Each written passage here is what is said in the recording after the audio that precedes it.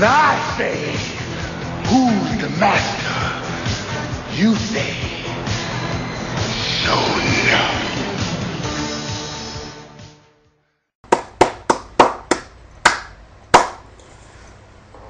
Wow.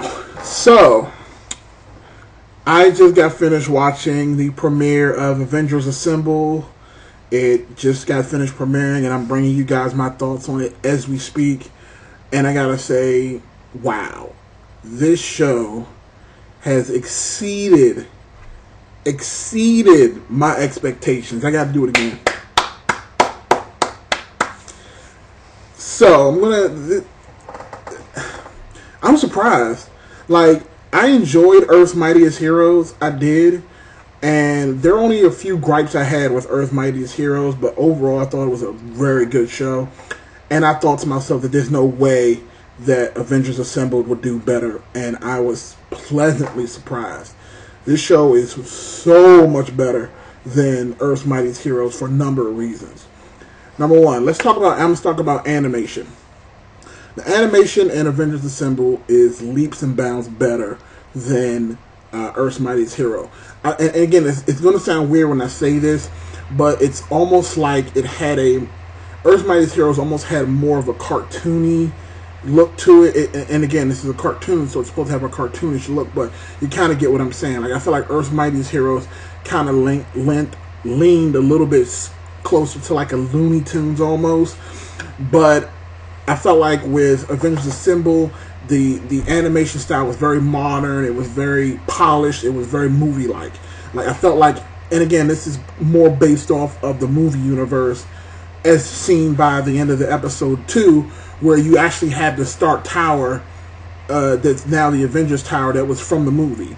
So, you know, if in the movie in the Avengers movie it was Stark's Tower, but now in the show it's basically going to be called the Avengers Tower. And again, I'll get into that a little bit more.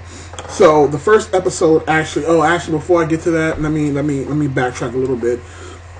One of the other little things that I really enjoyed about the actual episode was the characters. Now, I know in my previous video, if some of you guys saw it, I said I didn't actually like the Black Widow design, but after I actually watched the show, I actually did grow into her character, and it actually does look good. The best part about this show is the Hulk. Again, in my opinion, I'm a huge Hulk fan, so I guess there's a little bit of bias. And when I say the Hulk, I mean his character design. In Earth's Mightiest Heroes, he kind of had like this really bulky body and the small ass head, and his hands were just grotesquely big, and he had like these little bone knuckles that he had on him. I didn't like the character design for the Hulk in Earth's Mightiest Heroes at all. And overall, the way they handled that character in that show, they made him a lightweight. Like, I felt like in every episode, no matter who the villain was, he would hit Hulk once, and Hulk would go flying, and he would be out of the fight for the rest of the episode. And I know a lot of you guys will disagree, but you can challenge me on that. Just go back and watch the show, and watch. Every time the Hulk fought somebody, he would get hit one time, or once or twice, and just go flying. Again, I digress, but I felt like in this show they handled him perfectly. He looks just like he has the right shade of green. The voice in Earth's Mightiest Hero was good too, and I wouldn't be surprised if they're using the same voice actor, but it's spot on. And just the aggressiveness, and it's to me it feels like it's the Hulk. It's the Hulk that's talking, but it definitely still feels like the Hulk, and I love it. And I'm loving the new Hawkeye as well. I'm loving the new look on him. But funny enough, Red Falcon did a really good job with that character. Like, honestly, I can honestly say I'm not 100% familiar with Red Falcon's character. Like, I know who the character is, but I just never really knew the full extent of his abilities. But apparently that suit he has is pretty high tech. And he looks like the guy's really smart. So seeing a smart, tech guy that's also a black, superhero is actually pretty good. It's not just about being muscle and strength. With him, it's about being, he's almost at the genius level of Tony Stark. And, just his suit, like in the first episode, he was flying in, and he was flying in at like almost like supersonic speed. And you can actually hear the Falcon, the Falcon cry as he's flying. And I thought that was fantastic. Like, that intro for him was thumbs up on that. But now that I've talked about the characters a little bit, let's talk about the actual episode in general. So the episode is actually, it was a 1 hour special, no commercials. So that was actually a really good thing for Disney XD to do. They showed 2 episodes, no commercials whatsoever, and I really, really dug that. The first episode starts off with Captain America versus the Red Skull. They're fighting outside, and it looks like Captain America, is, holding his own against Red Skull. Tony Stark flies in just in time to see Captain America get what he thought was destroyed. And then you get the first appearance of MODOK, who then uses his psychokinetic abilities to control Tony's armor. Now, I'm going to stop right there for a quick second, just to discuss MODOK. That's another thing about this show that actually really, really impressed me. Now, MODOK has been known to be one of those characters that's always been taken as a joke. Like, even back in the days, like, again, most of you guys won't remember this, but it's back in the 90s. On Sunday mornings, they used to have, like, a block of superhero shows. It would be the Fantastic Four, it would be Incredible Hulk cartoon show, and it would be, like, Street Sharks, a bunch of other shows that used to come on Sunday mornings. So it wasn't even just Saturday morning cartoons, you also had Sunday morning cartoons.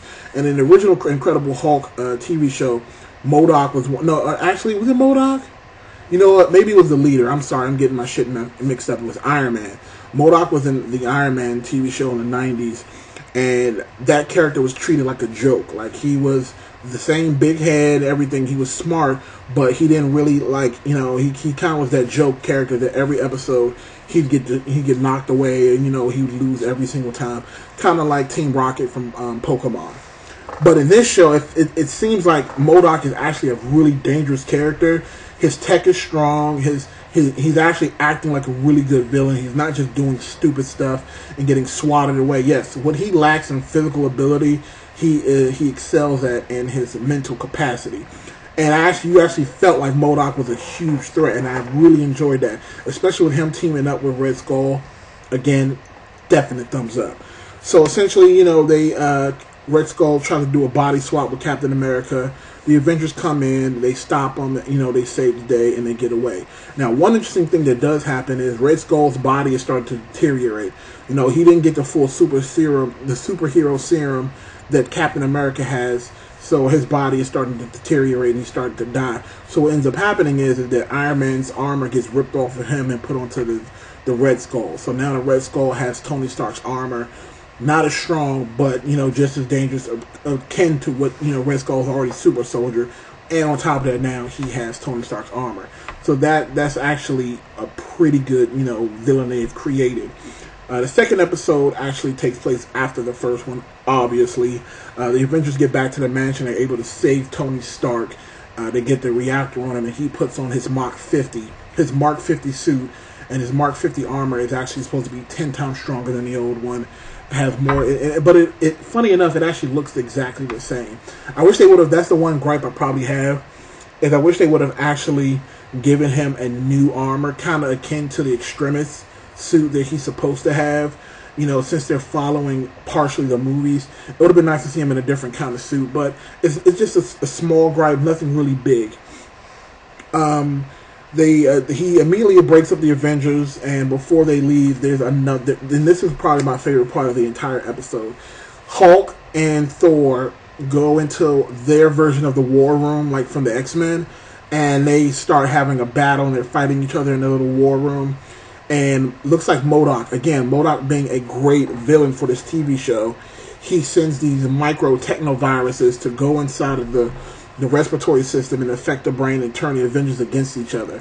And again, brilliant villain plan, worked out like a charm. Hulk and Thor end up trashing the mansion, fighting each other. And again, this is probably one of the best fights, even from Earth's Mightiest Heroes. Again, because I felt like with Hulk, he never really got an opportunity to break loose and just beat someone's ass. And I felt like he was able to do that in the show. So, again, kudos to you guys for giving me some real Hulk action. And no less giving me Hulk versus Thor, which is always good. Of course, Black Widow and Hawkeye, they end up fighting each other. Red Falcon ends up fighting Captain America. And looks like Tony Stark finally realizes what's going on. And he shoots miniaturized EMP bolts into their brains to kill off the little viruses. And then they end up going against the Red Skull. And they defeat him, save the day. overall, like I said, this show is going to get rated a great. Again, like I said, I don't have many complaints at all.